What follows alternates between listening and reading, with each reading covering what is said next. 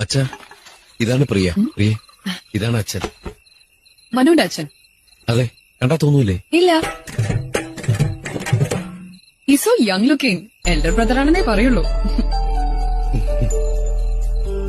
പക്ഷേ നല്ല പ്രായമുണ്ട്. ഫുൾ ഡയ്യ.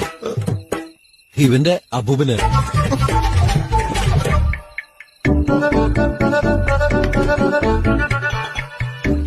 കുട്ടിയുടെ പേരൻസ് ഒക്കെ എവിടെയാ?